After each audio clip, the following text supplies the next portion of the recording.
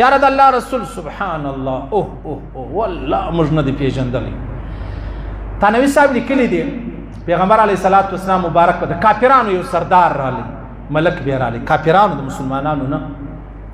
پیغمبر علیه الصلاۃ والسلام چې به د کافرانو ملک رالی، ملک صاحب بولی، ملک صاحب په خیر په خیر رالی، کور کې خیریت دی، زما لایق څه خدمت دی، زه تیار یم.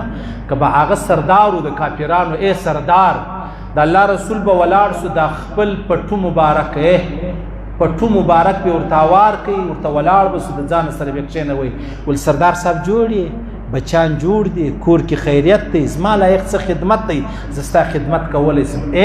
د کافرانو و سردار ته د سردار صاحب په نامه ویل، د کافرانو و ملک ته د ملک څونه عالی اخلاق دي، اخلاق څومره عظیمه هستی ده د کافرانو.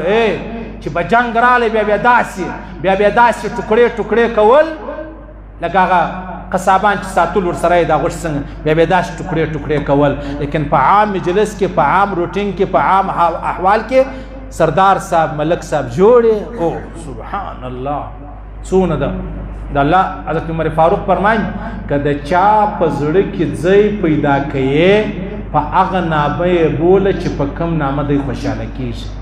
د چا په زړه کې ځان ځایوي په هغه نامه یې بوله چې په کوم نامه دی خوشحاله کېږي. د الله رسول به هم سردار صاحب جوړې، ملک صاحب جوړې، د کافرانو سردار. امام غزالی صاحب فرمایي خپل پټو مبارک به ورته هوار کړي.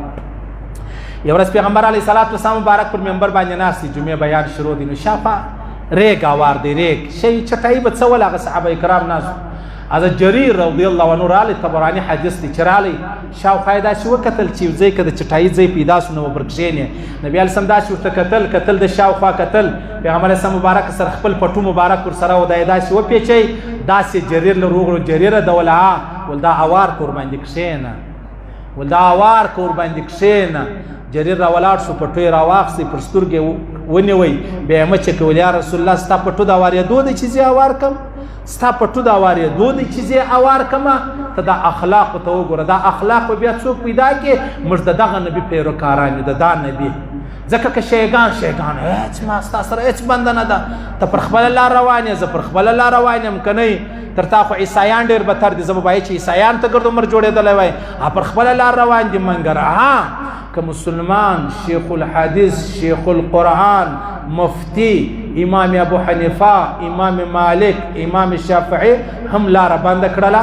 اسلام کې مسلمان دا حق لري چې لاره ولې بنده امام ابو حنیفه، چې امام ابو حنیفه ته هم په اسلام کې اجازه نشته، تا ته د اجازه چا درکړې ده؟ یوه ورځ نه ده، 2 دي نه دي، 3 دي نه دي. ټیک سلو تا څونه مصیبت تکلیفونه موږ ته جوړ کړي.